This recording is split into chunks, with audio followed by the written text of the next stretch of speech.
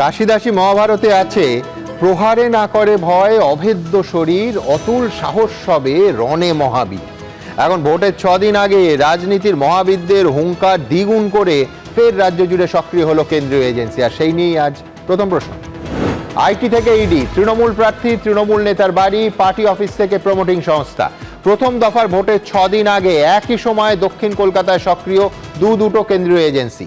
সত্যি বিপুল দুর্নীতির শেকড় সন্ধান নাকি রাজনৈতিক প্রতিহিংসা? দ্বিতীয় প্রশ্ন। দুবার ইডির জিজ্ঞাসাবাদের পর এবার দেবাশিস কুমারের 5টা ঠিকানায় আইটি রেড। ইডির নজরে তৃণমূলের আরও 2 প্রার্থী সুজিত বসু ও রথিন ঘোষ। পাল্টা ভিকটিম কার্ড খেলছে তৃণমূল, কিন্তু ভোটে ডিভিডেন্ড পাবে কে? আজ তৃতীয় প্রশ্ন থাকবে, ভবানীপুরে মমতা বন্দ্যোপাধ্যায়ের প্রার্থী পদের অন্যতম প্রস্তাবক মিরাজ শাহর বাড়িতেও রেড আয়কর দফতরে।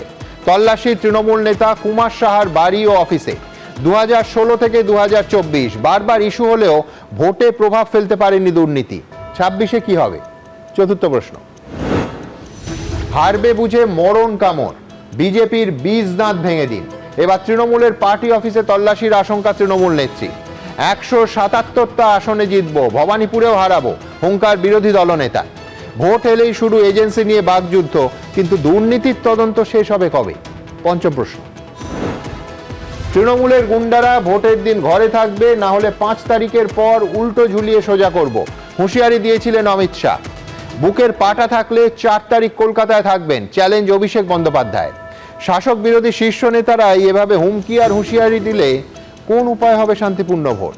তবে শুরুতেই দেখাবো কোথাও আইটি, কোথাও ইডি, ভোটের 6 দিন আগে সাঁড়াশি অভিযানে 2 কেন্দ্রীয় এজেন্সি। দেখুন, হাতে আর মাত্র 6 দিন। আগামী বৃহস্পতিবার রাজ্যে প্রথম দফার বিধানসভা নির্বাচন। তার আগেই শুক্রবার কলকাতা ও পার্শ্ববর্তী এলাকায় ঝোড়ো অভিযান চালানো কেন্দ্রীয় এজেন্সি ইডি, আইটি। নজরে তৃণমূলের প্রার্থী নেতারা। রাসবিহারী কেন্দ্রের তৃণমূল প্রার্থী দেবাশিস কুমারের বাড়ি থেকে শুরু করে তৃণমূলের ওয়ার্ড অফিস, দেবাশিস কুমারের নির্বাচনী অফিস, তার শ্বশুর বাড়ি এবং ভবানীপুর কেন্দ্রের প্রার্থী মমতা বন্দ্যোপাধ্যায়ের অন্যতম প্রস্তাবকের বাড়ি মিলিয়ে 12 জায়গায় অভিযান চালালো আয়কর দপ্তর। এদিনই 5 জায়গায় অভিযান চালালো আরেক কেন্দ্রীয় সংস্থা ইডিও। ভোর থেকে শুরু হয় তল্লাশি, বেলা গড়িয়ে বিকেল সন্ধে চলল ম্যারাথন অভিযান। মনোহরপুকুর রোডে এই নির্বাচনী কার্যালয় সামনে দাঁড়িয়ে রয়েছে, সেই নির্বাচনী কার্যালয়ই নয়, এখান থেকে সামনেই দেবাশিস কুমারের বাড়ি, সেই বাড়িতেও কিন্তু একেবারে আয়কর দপ্তর তারা হানা দিয়েছেন। তৃণমূল কংগ্রেস পার্টির অফিসে রেড করছেন, ক্যান্ডিডেটের বাড়িতে গিয়ে রেড করছেন। নির্লজ্জ বেহায়া একটা রাজনৈতিক দল সামনাসামনি লড়াই করতে পারে না, ভীতু কাপুরুষ। ওদের বিসর্জন দিন। বিজেপি এটা করাচ্ছে না, ইডি, আইটি, আমি জানি না কে সিবিআই ফিবিআই যারা করছে। আমার কাছে রাজনীতি কোনো ব্যবসা না।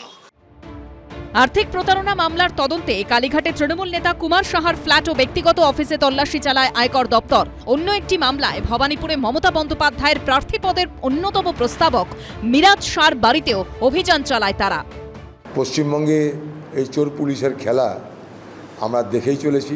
ভবানীপুরের যদুবাবুর বাজারে দীপক হিরাওয়াত নামে এক ব্যবসায়ীর ফ্ল্যাটেও তল্লাশি চালানো হয়। বড়বাজারের 2টি ও হাওড়ার একটি ঠিকানাতেও তল্লাশি চালায় আয়কর দপ্তর। মার্লিন গ্রুপের সহকারী সংস্থার কর্ণধারের বাড়ি ও অফিসে অভিযান চালায় ইডি। পার্থপ্রতিম ঘোষ, সন্দীপ সরকার ও সুকান্ত মুখোপাধ্যায়ের রিপোর্ট, এবিপি আনন্দ।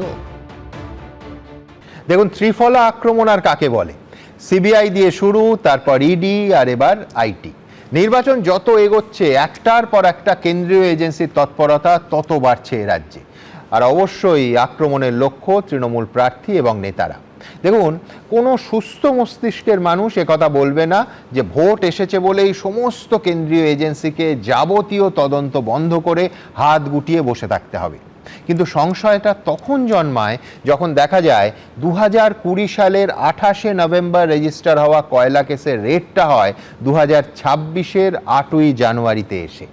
অথবা সংশয়টা আরও বাড়ে যখন দেখা যায় 2013 সালে সারদা কাণ্ডের মূল মামলার ফাইনাল চার্জশিট এখনও আজও জমা পড়ে না। দেখুন, এই মুদ্রাটারও একটা উল্টো পিঠ আছে, যেটা নিয়ে অবশ্যই আসবো তৃণমূলের কৃষাণুর কাছে। কিন্তু আমার প্রথম বক্তা সায়ন্তন বসুর কাছে প্রশ্ন থাকবে টাইমিংটা নিয়ে। তৃণমূলের প্রার্থী কিংবা মুখ্যমন্ত্রীর মনোনয়নপত্রের নাম প্রস্তাবকের বাড়িতে এজেন্সি ঢুকে পড়ে ভোটের মুখে। আমি সাধারণভাবে টেলিফোনে কাউকে এই অনুষ্ঠানে ধরি না, কিন্তু প্রবল জ্যামে আটকে আছেন সায়ন্তন বসু। স্টুডিওতে আসার আগে সরাসরি তার সঙ্গে কথা বলবো। সায়ন্তন, আপনার সময় শুরু এখন, আর প্রশ্নটা হচ্ছে টাইমিং নিয়ে। যে প্রশ্নগুলো আপনারা তুলছেন, আমি মনে করি এই প্রশ্নগুলো পুরোটা যৌক্তিক প্রশ্ন নয়। ইনকাম ট্যাক্স আজকে একজন বিধায়ক বা প্রার্থীর বাড়িতে কিনা আমি জানি না, নিকটাত্মীয় হতে পারে, তাদের বাড়িতে রেড করছে। ইনকাম ট্যাক্সের কাজটা সম্পূর্ণ আলাদা। আর এমন প্রথমবার নয় যে এই ব্যক্তিকে প্রথমবার ডেকে পাঠানো হলো। এনাকে এর আগে টাকা হয়েছে, আজকে রেড হয়েছে, কিছু কাগজপত্র দিয়েছে, যেটা দিয়েছেন যেটা দেননি, এই বিষয়গুলো আছে। শান্তন, আপনি একেবারে সঠিক বলছেন, কিন্তু আমায় শুধু এইটুকু বলুন, গত 6 মাসে সরাসরি রাজনীতির সঙ্গে যুক্ত প্রার্থী অথবা বড় নেতা এরম কার বাড়িতে রেড হয়েছে গত 6 মাসে? এরম একটা ঘটনা আপনি বলুন, আমি আপনার যুক্তি মেনে নেব।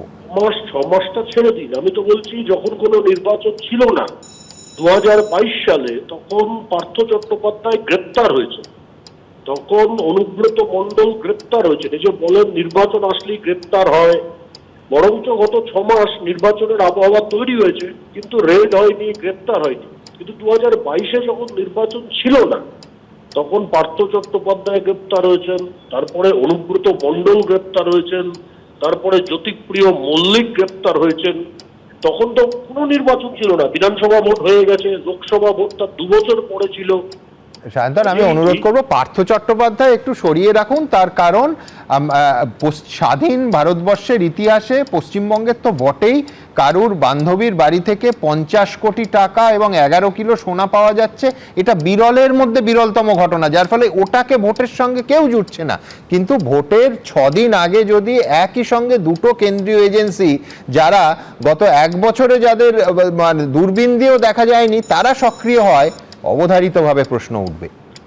না, এমন নয় তো। 6 মাস তো ভোটের মধ্যেই উল্টো বরং তো সক্রিয় হয়নি তারা। যখন নির্বাচন ছিল না তখন তারা সক্রিয় হয়েছে, যখন নির্বাচন নেই তখন বারবার তারা রেড করেছে। এবং আমি আর একটা নাম বলছি, আপনি বলছেন, আমি শুনছিলাম, কুমার সাহা।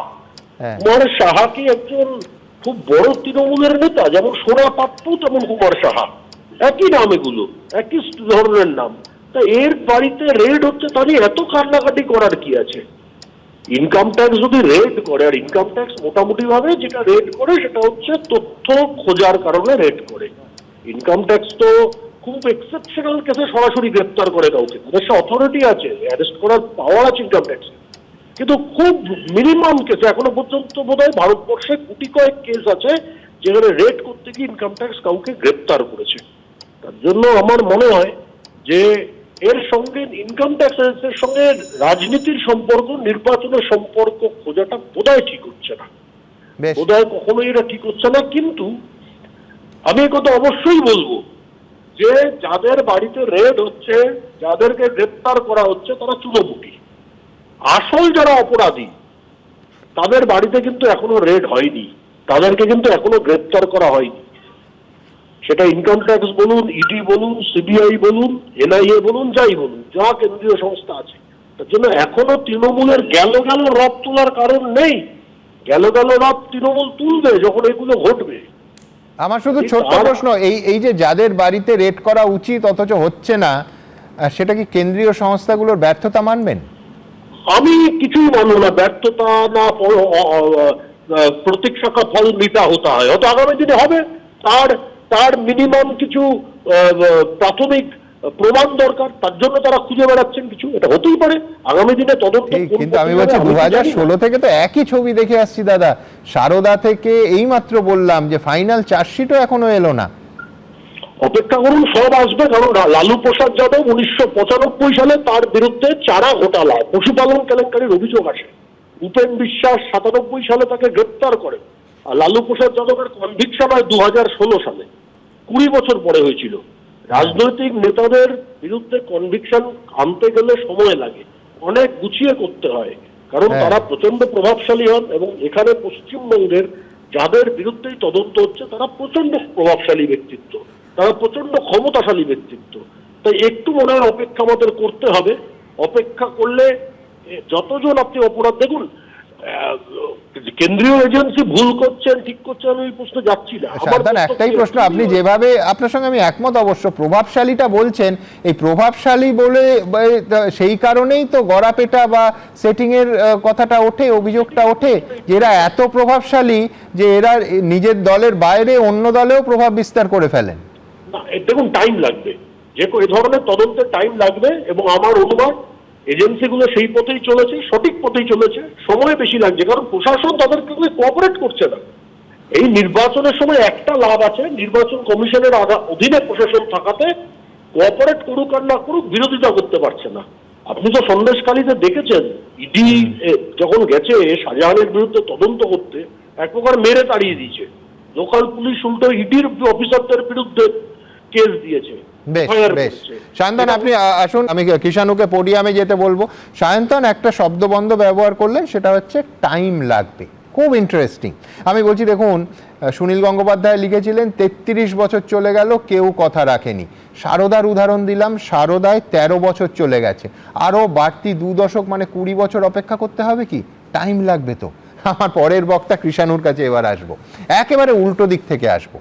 যে কয়লা পাচার কাণ্ড শুরু হয়েছে একদম শুরুর দিন থেকে, যখন এই কেলেঙ্কারি সামনে এসেছে তখন থেকে তৃণমূল বলে এসছে যে এটা রাজনৈতিক প্রতিহিংসা। ইডি পরশু জানিয়েছে একেবারে প্রেস রিলিজ দিয়ে যে সেই মামলায় 482 কোটি টাকার সম্পত্তি বাজেয়াপ্ত করা হয়েছে, অর্থাৎ তদন্ত চলছে এবং টাকা সম্পত্তি উদ্ধার হচ্ছে এবং তার পরিমাণটাও বুঝতেই পাচ্ছেন বিপুল। কৃষাণুর কাছে আমার প্রশ্ন থাকবে, কোনো প্রার্থীর বাড়ি বা কোনো দলের পার্টি অফিস তো কোনো সংরক্ষিত এলাকায় নয় যে সুনির্দিষ্ট তথ্য পেলেও সেখানে তদন্তকারী সংস্থা কোনো মূল্যে ঢুকতে পারবে না। এমনকি তৃণমূলের অভিযোগ শুনে মনে হচ্ছে যে ভোটকুশলী সংস্থা আইপ্যাক তৃণমূল সহ ভারতবর্ষে তারাই দাবি করে যে অন্তত 10টা পার্টির হয়ে তারা কাজ করেছে, তাদের অফিসেও ইডি ঢুকতে পারবে না। কৃষাণু জানে না তা তো নয়। আমি বলছি দেখুন, একদিকে তৃণমূল বলবে যে কয়লাকাণ্ডের সঙ্গে তৃণমূলের কোনো যোগ নেই, আবার কয়লাকাণ্ডের তদন্ত হলে সেটা রাজনৈতিক প্রতিহিংসা বলবে, বাধা দেবে, রেডে বাধা সৃষ্টি করবে। এই দুটো তো একসঙ্গে হতে পারে না। কৃষাণু কি বলে? না দেখো, তুমি যেহেতু শেষ করলে কয়লা কাণ্ড নিয়ে, আমি বলে রাখি যে আমাদের দেশে যদি বিগত বেশ কটা দশক দেখি তাহলে মাইনিং স্ক্যাম, বিভিন্ন মাইনিং স্ক্যাম তো আমাদের দেশে বিভিন্ন রাজ্যতে হয়েছে। তার তুলনায় যদি আমরা বাংলার কয়লা কাণ্ড দেখি, তার যা রাশি বা অন্যান্য রাজ্যতে কোল স্ক্যাম বা মাইনিং স্ক্যামের যে রাশি, সেটা লক্ষ লক্ষ কোটি টাকা, মানে দুটোতে ব্যবধান অনেক তফাৎ। তুমি কি অপরাধের স্কেল টাকার অঙ্কে মাপো নাকি? করছি না, আমি তা কিছুই করছি না। আমি বলি যে ধরো অভিযুক্ত তো অনেকেও আছে, যে আজকে অনেকই বিজেপির বড় বড় নেতা, মন্ত্রী, মুখ্যমন্ত্রী, কেন্দ্রীয় মন্ত্রী, তারাও তো অভিযুক্তের লিস্টে আছে। তুমি বলো যে বিজেপিতে যাওয়ার পর তাদের বাড়িতেই তদন্তর দরুন কটা রেড, কটা জিজ্ঞাসাবাদ, কটা কি হয়েছে তুমি আমাকে বলো। যে আজকে যেই যেই তদন্তগুলো বলছো, ধরো তাপস রায়ের বাড়িতে রেড হয়েছিল যখন তিনি তৃণমূলের নেতা ছিলেন, বিজেপির নেতারাই তাকে চোর বলেছে, আমরা তো তাকে চোর বলিনি। এখন তিনি চলে গেছেন বিজেপিতে, সেই তদন্তটা আরো ঘনীভূত হওয়ার পর তার বাড়িতে কবার ইডি গেছে, তাকে কতবার জিজ্ঞাসাবাদ জন্য বা যাচাইয়ের জন্য ইডি ডেকেছে, তুমি আমাকে আরো তথ্য দাও। ঠিক ঠিক, কিন্তু আমি তুমি চমৎকার একটা উদাহরণ দিলে, তুমি সময় নিয়ে দেবো না জানো। আমি বলছি, তুমি যেহেতু তাপস রায়ের কথা বললে, তাপস রায়ের বাড়ির রেড হচ্ছে, সেই আমি সেদিনও আমার শো ছিল, অন ক্যামেরাই বলেছিলাম যে এই রকম একটা বিরল রেড, যেখানে তখন তাপস রায়ের যারা বিরোধী বিজেপি নেতারা, তখন তারা বলেছিলেন, তৃণমূল নেতারা তো বলেইছিলেন যে তাপস রায়ের বাড়িতে কিছু একটা ভুল হচ্ছে, তিনি দুর্নীতির সঙ্গে যুক্ত নয়। আমি বলছি তাপস রায়েরটা কিন্তু সাধারণ যে ফর্মুলায় হয় যে যার বাড়িতে রেড হলো তার বিরোধী দল সবসময় বলে উনি দুর্নীতির সঙ্গে যুক্ত, তাই রেড হয়েছে। তাপস রায় বিরল ব্যতিক্রম, এটাও মানতে হবে। বিজেপির নেতারা তাপস রায়কে চোর বলেছিল, আমি সেই ফুটেজ তোমাকে দেখিয়ে দিতে পারি, যে তাপস রায় বড়নগর মিউনিসিপাল বডির সাথে তার নিয়োগের সাথে লিংক আছে, বিজেপির নেতারাই অভিযোগ করেছিল। এখন তারা ডিগবাজি খেতেই পারে, কিন্তু আমি বলছি এই অভিযোগ শুধু বিজেপির ক্ষেত্রে তো শুধু তাপস রায় না, শুভেন্দু অধিকারীর সম্পর্কে বিজেপির মূল্যায়ন ছিল, হেমন্ত বিশ্ব শর্মা সম্পর্কে অমিত শাহর মূল্যায়ন ছিল, বলেছিল চোর। অজিত পাওয়ারের বিখ্যাত নরেন্দ্র মোদী বলেছিল 70,000 কোটি টাকার দুর্নীতিগ্রস্ত। তো এদেরকে তো চোর আমরা বলিনি। তারপরে তদন্ত হচ্ছে, তদন্তটা কেন এখন কেন তাদেরকে ডাকা হয় না, তাদের বাড়িতে কেন রেড হয় না? তাহলে তদন্তগুলো যদি তদন্তের স্বার্থে হয়, হ্যাঁ, এবার আমি তোমাকে আরো কয়েকটা উদাহরণ দিই। আচ্ছা, জানো এই পয়েন্টটা তুমি চমৎকার বললে, আমি এখানে কোনো তোমায় কন্ট্রাডিক্ট করছি না, কিন্তু আমায় বলো রাজীব বন্দ্যোপাধ্যায় তো ঠিক সেই রকম, যে রাজীব বন্দ্যোপাধ্যায়কে মুখ্যমন্ত্রী একেবারে তার দফতরের দুর্নীতির কথা মঞ্চের ওপর থেকে বললেন, অপরাধের কথা বললেন, তিনি যখন তৃণমূলে ফেরত গেলেন এবার তো বোধহয় প্রার্থীও হয়েছে। মুখ্যমন্ত্রীর কথা ছিল, তিনি শুনেছেন, তারপরে সেটা তদন্ত করার মতো তথ্য ছিল কিনা আমি জানি না। ও মুখ্যমন্ত্রী পরে কিন্তু বলেননি যে তিনি ভুল শুনেছেন, তার কাছে শোনা খবর আছে, তো সেটা পরবর্তীতে তদন্ত শুনে একজনকে তিনি দুর্নীতিগ্রস্ত বলে দিলেন পাবলিকলি। আমার বলে দিই, আচ্ছা এই ইলেকশন চলার সময় আমাদের কি সারদার অভিযোগ, নারদার অভিযোগে বিজেপি ইলেকশনের সময় সরব হয়েছিল, কেন্দ্রীয় সংস্থাগুলো ইলেকশনের সময় সরব হয়েছিল। আচ্ছা ইলেকশনের সময় যখন হুমায়ুনের স্টিং ভিডিও আসে, তাতে যখন 1000 কোটি টাকা দেওয়ার কথা বলা হয়, তাতে নাকি 200-300 কোটি টাকা অ্যাডভান্সও দিয়ে দেওয়া হয়েছে, সেটা হুমায়ুন কবির নিজে স্বীকার করেছেন, এবং ভিডিওটা এআই নয়, ফেক নয়, সেটাও হুমায়ুন কবির স্বীকার করেছে। সেটা ফেক নয়, সেটা বিজেপির প্রোপাগান্ডা ছিল, কিন্তু হুমায়ুন কবির নিজে স্বীকার করেছে সত্যি কথা। তাহলে তাতে কেন স্বতঃপ্রণোদিত তদন্ত হচ্ছে না? প্রধানমন্ত্রী দপ্তর, এটা তো আমাদের লজ্জার, প্রধানমন্ত্রী দপ্তরকে অভিযুক্ত করা হচ্ছে, তাহলে প্রধানমন্ত্রী দপ্তর নিজের নামটা সেখান থেকে বার করাবার জন্য, তার জন্য কেন তদন্ত স্বতঃপ্রণোদিত এই তদন্তগুলো হচ্ছে কিনা? ধরো এই যে আসামেও ইলেকশন হলো, আসামের ইলেকশনে হেমন্ত বিশ্ব শর্মার বিরুদ্ধে 52,000 কোটি টাকার দুর্নীতির অভিযোগ হলো, তার বউয়ের 3-3টে বিদেশি পাসপোর্ট, তারপরে কেন এই এজেন্সিগুলো স্বতঃপ্রণোদিত তারা কেন এই তদন্ততে গেল না? এবার তোমাকে দুটো আরো উদাহরণ দিচ্ছি। কেজরিওয়ালের উদাহরণ আমরা জানি। আবার টেলিফোনে ধরতে চাই, যেহেতু তুমি অধীর বাবুর বিবৃতি শোনালে, অধীর বাবুর এই যে সিলেক্টিভ অ্যামনেশিয়া, উনি কংগ্রেসের নেতা তো এখনো আছেন, উনি যবে বিজেপি অফিসিয়ালি যাবেন নয় বিজেপির নেতা হবে, কিন্তু মনে তো তাই হচ্ছে। তাহলে উনি যদি কংগ্রেসের নেতা হন, এই ইলেকশনের সময় এই যে কেন্দ্রীয় সংস্থাগুলির যাতায়াতে উনার পাশের রাজ্য ছত্তিশগড়ের কথা মনে পড়লো না? ভূপেশ বাঘেল তো কংগ্রেসের মুখ্যমন্ত্রী ছিলেন, তার বিরুদ্ধে লটারি স্ক্যাম, মহাদেব অ্যাপ, আমি নামটা ঠিক মনে করি, মহাদেব অ্যাপ সংক্রান্ত এই কেন্দ্রীয় সংস্থা, কেন্দ্রীয় বাহিনীগুলো তৎপর হয়ে তারা সেদিন এই ভূপেশ বাঘেল তার সেক্রেটারিকে ডেকে পাঠাচ্ছে, এই করছে, পুরো স্টেটের ইলেকশন ন্যারেটিভটাই পাল্টে দিল। অধীর বাবুর সেটা মনে নেই, আমাদের মনে আছে।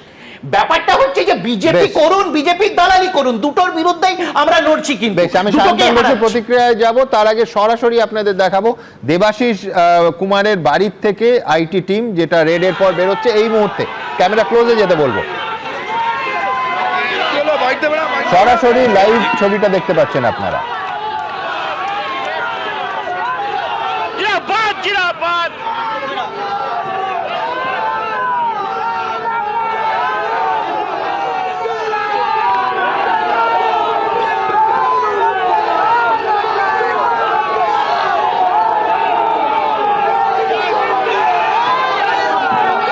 বেশ,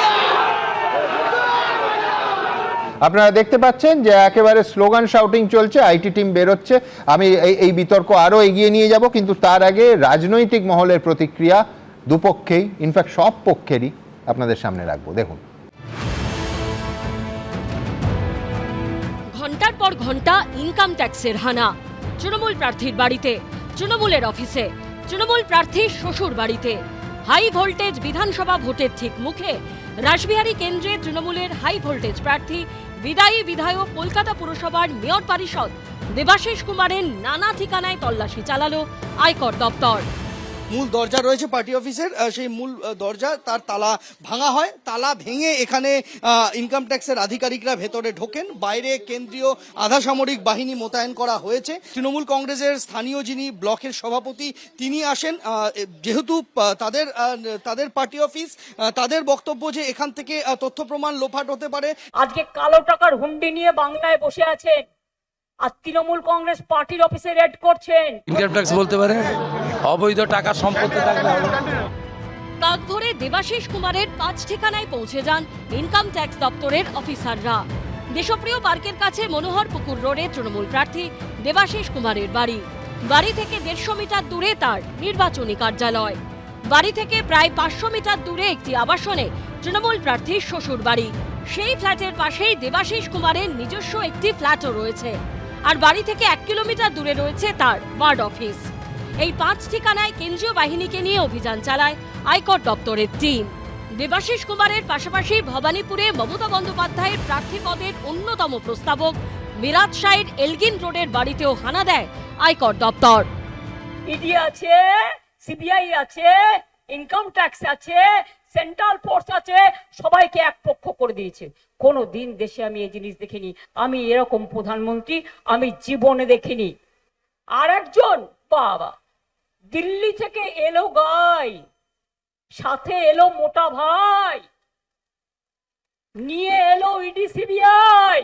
ওরা পার্টি অফিসে চেক করতে পারে, ওরা যে অবস্থায় গেছে, মানে শেষ মরণ কামড়, ওই মরণ কামড়ে বিষটা ভেঙে দিতে হবে। দেখুন, এইসব বলে কোনো লাভ হবে না। মমতা বন্দ্যোপাধ্যায় সরকার বুঝতে পেরেছে এইবার তার আশা হচ্ছে না এসআইআর এর মাধ্যমে পুরো এই সরকার যেতে চলেছে, ভারতীয় জনতা পার্টি সরকার আসতে চলেছে, এই ভয়ে এই ধরনের কথাবার্তা বলছে।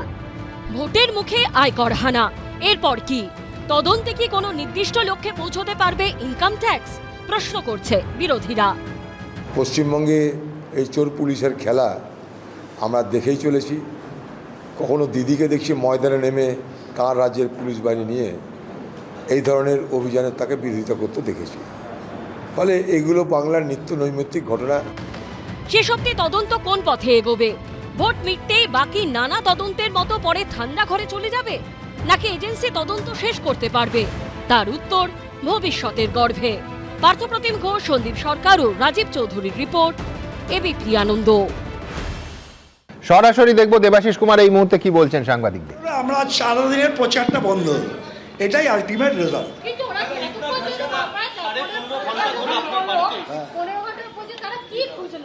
সেটা আমার মনে হয় যারা খুঁজলো তো জিজ্ঞেস করুন, আমি তো বলে লাভ নেই। তাহলে যারা খুঁজলো কি খুঁজে পেলো, ডকুমেন্টস দিতে হবে, ওদের লিখে দিয়ে যেতে হবে কি কি পেয়েছে। আমার মনে হয় বেটার ওদের জিজ্ঞেস করে বলুন। আবার কথা বলছেন কেন? আমি তো বারবার বলছি যে অভিযোগ কি আছে না আছে ওদের জিজ্ঞেস করুন, ওরা দিক ডকুমেন্ট, তার কাউন্টার আমি নিশ্চয়ই। একটাই উদ্দেশ্য, শুনুন, আমার একটাতে একটা সুবিধা, আমি আমার মার্জিনটা বাড়লো বলে আমার মনে হচ্ছে।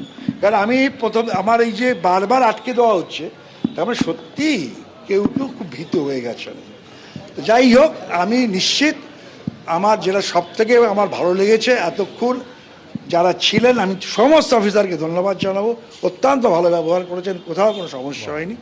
সময় লেগেছে, সময় কেন লেগেছে আপনারা জানেন, এগুলো আমি আর ব্ল্যাক অ্যান্ড হোয়াইটে আমার মুখ দিয়ে বলতে চাই না।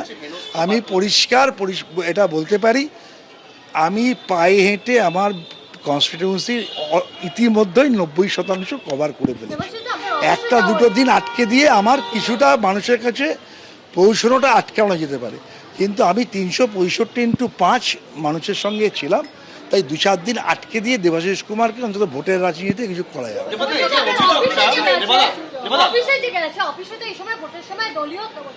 আমার কোথাও কোনো, আমি এতটাই স্বচ্ছতা নিয়ে কাজ করি, যেখানে পারে যেতে পারে গেছেও, আমি কোনো বাধাও কাউকে দিই। অভিযোগটা কিন্তু আমি লিখিত চাই, আমি বিশেষ সূত্রের অভিযোগের উত্তর আমি দেব। আমি আবার বলছি যে অনেক সংবাদ মাধ্যম অনেক কিছু, অনেক সংবাদ মাধ্যম অনেক কিছু বলছেন, আমি প্রত্যেককে হাত জোর করে বলেছি আমার উত্তর 4 মে হবে। আজ স্পেসিফিক আপনাদের কিছু ডকুমেন্টস থাকে আপনারা দেখান, আমি নিশ্চয়ই। আমাকে যতবার ডাকবে ততবার যাব, আমার কোনো আপত্তি নেই। আমি আবার সংবাদ মাধ্যমকে বলছি, বিশেষ সূত্রের উত্তর আমি দেব না। যদি স্পেসিফিক থাকে আমায় কাগজ দেখান, আমি স্পেসিফিক উত্তর দেওয়ার ক্ষমতা আমার আছে। হ্যাঁ, আমি আবার বলি, কোনো এই ধরনের আলগা মন্তব্যে আমি বিশ্বাস করি না। আমি রাজনীতিতে দীর্ঘদিন ধরে আছি, আমি সংগঠনের লোক, কি করে এগুলো কি করতে হবে আমি জানি। যা উত্তর বাংলার মানুষ মমতা বন্দ্যোপাধ্যায়ের পক্ষে 4 তারিখ দেবেন, রাসবিহারীর মানুষ আমাদের কি রায় দেবেন 4 তারিখ দেখবেন।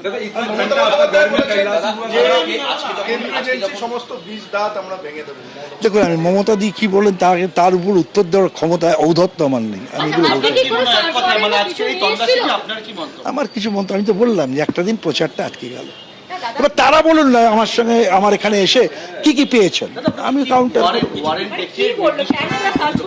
আবার আপনি বলছেন আপনি কেন আমায় জিজ্ঞেস করছেন না কেন? আমি তো আবার বলছি যে ওরা বলুক ওরা কি পেয়েছে, সেটা ব্ল্যাক অ্যান্ড হোয়াইটে দেখা, তার যদি আমার মনে হয় ভুল বলছেন কাউন্টার করুন। আমি আবার বলছি যা জিজ্ঞেস করুন। আমি দাঁড়িয়ে বলছি আপনারা যদি কাগজ দেখান আমি কাগজ দেখিয়ে উত্তর দেব, কিন্তু বিশেষ সূত্রের কথার উত্তর আমি দেব।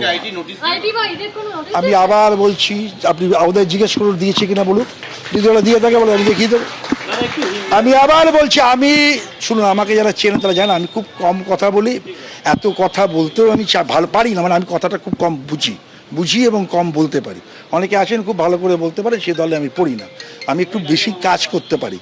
তো স্বাভাবিকভাবে আমি দয়া করে আমি তো বুদ্ধিজীবী লোক নই, আমি শ্রমজীবী লোক, মানুষের কাজ করছি। হোক না বিচার করবে তো, আরে বিচার করবে জনতা। আমি তো আমার বিচারক কে? আমার বিচারক রাসবিহারীর জনতা, তাহলে বিচার করবে। कुछ बोलने का यही है, एक दिन हमारा जो प्रचार था वो आज हम कर नहीं सका, बस। उन लोग इतने देर से किया वोट का पहले ऐसा घटना। अरे ठीक है, करने दो ना, डिसीजन तो जनता लेगा।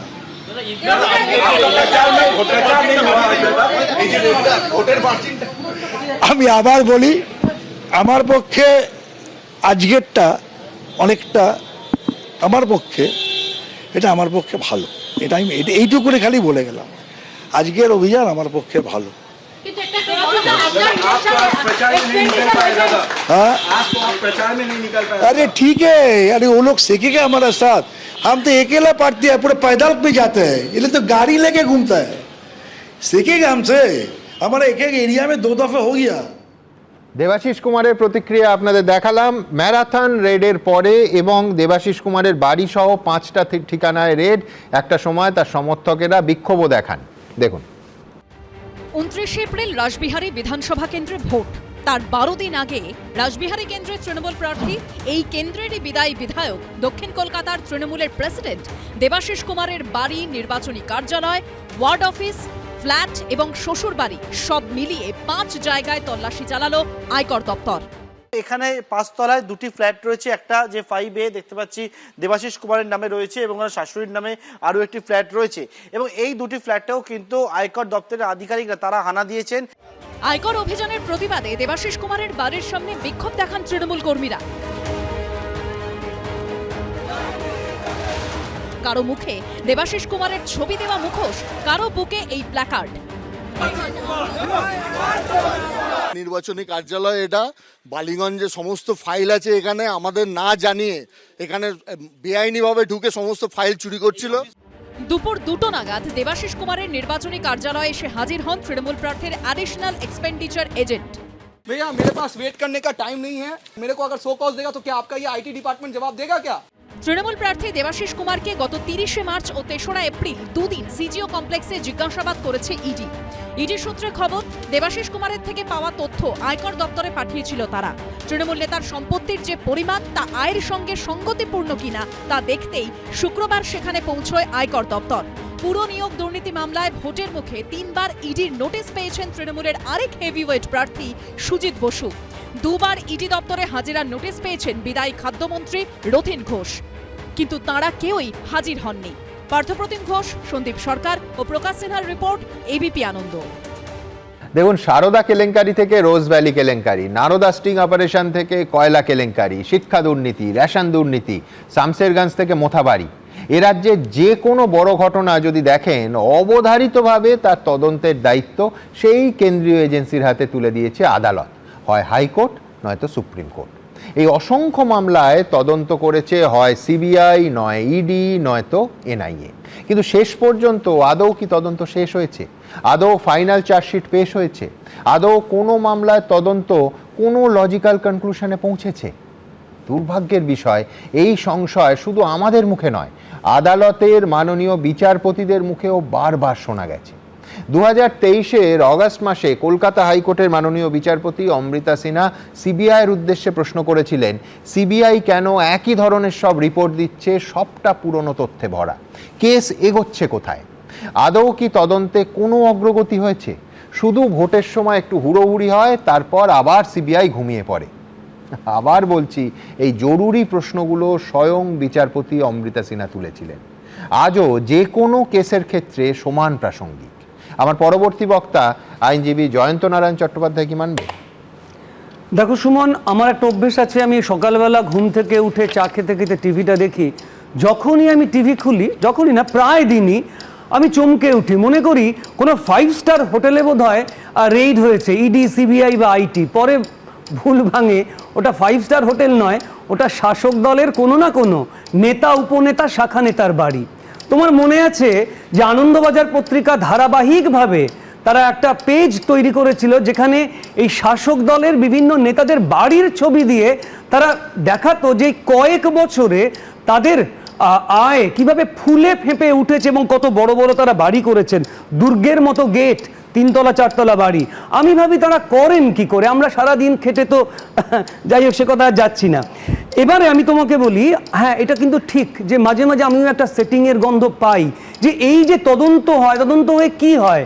এই ঘরে ঢুকে গেল, প্রচুর ফাইল নিয়ে বেরিয়ে এলো, তারপর কি? তারপর আবার অপেক্ষা করতে হয়, আবার কবে ঘুম ঘুম চোখে আমি আবার একটা রেইড দেখব। দেখো, এটা তো ঠিক যে একটু আগে আমরা যে নেতাকে দেখলাম, তিনি প্রচুর মাইক নিয়ে বলছিলেন এবং একটা বড় লেকচারও দিলেন। এই ধরনের পাবলিসিটি এক ধরনের পাবলিসিটিও তো বটে, অর্থাৎ ভোট এলে রেইড, আর রেইডকে কেন্দ্র করে ভালো ভালো পাবলিসিটিও তো হয়, সেটাও তো একেবারে অস্বীকার করা যায় না। কাজে এই যাঁরা বলছেন ভোট এলে রেইড হয়, তারা একটু ঘুরিয়ে লাভটাই নিন না কেন, ভোট এলে এই পাবলিসিটিগুলোও তো হয়। সুমন, আমার মনে হয় একটা বিশেষ গান আছে, একজন বলেছিলেন যে পুরুষ নাকি দুরকম, বিবাহিত আর জীবিত। আমার মনে হয় বাঙালি দুরকম, প্রভাবশালী আর পকেট খালি।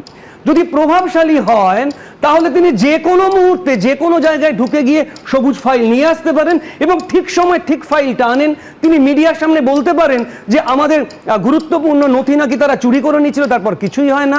মামলা single bench, division bench, supreme court, supreme court, supreme court, কোটিশো কোটি টাকা ব্যয়, বড় বড় উকিলবাবুরা দাঁড়ান এবং কোটি কোটি টাকার আমরা দেখি যে 52 কোটি টাকাতে একজন উকিলবাবু নাকি নিয়েছেন পশ্চিমবঙ্গ সরকারের হয়ে মামলা করতে, আমরা সেগুলো জানলাম। আরও আবার দেখি কখনো কখনো ফোন ছুঁড়ে পুকুরে ফেলে দেন, এটাও আমরা দেখি, আমরা অবাক হই। আবার এটাও দেখেছি, অস্বীকার করব না, যে একজন সাংসদের বাড়িতে একটা রেইড চলাকালীন যে ইনভেস্টিগেটিং অফিসার এসেছিলেন, তিনি মেল চালাচালি করছিলেন তার মেয়ের স্কুলে বা কলেজে, তারপর তাকে নাকি সরিয়ে দেওয়া হয় রেডে স্পটে বসে, অর্থাৎ এরকমও আমরা দেখেছি। আবার যাদের পকেট খালি, তাদের বাড়িতে পুলিশ যখন তখন ঢুকতে পারে, টেনে হিঁচড়ে বের করে নিয়ে যেতে পারে, মিডিয়া আসে, তার বউ বাজার যেতে পারে না, বাচ্চা স্কুলে যেতে পারে না, লজ্জার এক শেষ। আর এরা যারা প্রভাবশালী, তাদের আবার কি, আজকেই তো দেখলাম সকালবেলা অনুরাগীরা চলে এলেন, অনুরাগীরা এসে ব্যান্ড নিয়ে বসে গেছেন, তারা আন্দোলন করছেন। চমৎকার প্রচার তো ভাই। তো আমরা যদি সাধারণ মানুষ এটাকে সেটিং বলে মনে করি, তাহলে ভুলটা কি? তোমাকে আমি মনে করাবো সুমন, এদের যদি ইডি, সিবিআই, আইটি থাকে, আরেক দলের তালে আছে রাজ্য পুলিশ, কলকাতা পুলিশ এবং সিআইডি। মনে রেখো 2011 সালে পালা বদলের পর 23,000 পার্টি অফিস শুধু ভাঙা হয়নি, তারপরে কয়েক লক্ষ মানুষকে মিথ্যে মামলা দেওয়া হয়েছে এবং সেই মিথ্যে মামলা নিয়ে আজও আমরা আদালত থেকে আদালতে ঘরে দৌড়ঝাঁপ করে বেড়াচ্ছি। আরেকটা কথা বলা প্রয়োজন, এটা বলতেই হবে যে ভোট এলে এইভাবে ইডি, সিবিআই এর দৌরাত্ম্য, যারা ওই ভারত ভ্রমণে বেরোন বা আগের ইতিহাস 34 বছরের খোঁজেন, আমরা কিন্তু দেখিনি। অন্তত বাম জমানায় ঘরে ঘরে ঢুকে এ ধরনের রেইড আমরা দেখিনি। সেটা হয়তো 34 বছর তাদের প্রয়োজন হয়নি, এনারা 15 বছরে ওই জাপাই লুটেনি টাইপের হওয়াতে এই ধরনের রেইডের আধিক্য। সুমন, একটা কথা বলবো যে দেখো, সব অফিসার খারাপ আমি বিশ্বাস করি না, সব এজেন্সি খারাপ এটাও বিশ্বাস করি না, কিন্তু এজেন্সিগুলিকে তো স্বাধীনভাবে কাজ করতে দিতে হবে। আমি দেখেছি, আমার মনে আছে, তোমারও মনে আছে, একজন নেতা, তাকে ধুতি তুলে পালাতে দেখেছিলাম ধান ক্ষেতের ওপর দিয়ে। মহামান্য বিচারপতি গিরিশ গুপ্ত ডিভিশন বেঞ্চ একটি 302 মামলায় তার অ্যান্টিসিপেটরি বেল নাকচ করেছিল। তারপর আমরা তাকে দেখেছি দলবদল করে সেখানকার যে এসপি ছিলেন, তিনি মামা বলতেন একজনকে, তার পাশে বসে তিনি মিটিং করছেন। এগুলো তো দেখেছি। কাজেই যারা তখন সেটাকে এনজয় করেছো, তারা এখন এটাকে এনজয় করছো না কেন? যে কথা বলছিলাম সুমন, স্বাধীনভাবে যদি কাজ করতে দেওয়া যায়, যদি এই এজেন্সিগুলিকে পলিটিক্যাল টুল হিসেবে ব্যবহার না করা হয় তাহলে বোধহয় আমাদের দেশ আরো অনেক এগিয়ে যাবে। একদম, আমি এই কেন্দ্র এবং রাজ্যের এজেন্সি আলাদা করে আলোচনা আসবো, কিন্তু তার আগে চমৎকার একটা কয়েনেজ আজকের জন্ম দিল জয়ন্ত নারায়ণ, সেটা হচ্ছে বাঙালি দু প্রকার, পকেটখালি আর প্রভাবশালী। কিষাণ, দেখো এটা তো হতেই পারে যে যার নিজের মতো ব্যাখ্যা করবে, কিন্তু কয়েকটা তথ্যগত আমার মনে হয় আর একটু সমৃদ্ধ হওয়া দরকার আছে। সরলা মাহেশ্বরী আমাদের এখানকারই তো এমপি ছিলেন, তারও বোধহয় সিবিআই টিবিআই রেড হয়েছিল, টাকা পয়সা আমরা বাজেয়াপ্ত হয়েছিলাম, যদিও সেটা সোশ্যাল মিডিয়া বা মিডিয়ার যুগ ছিল না।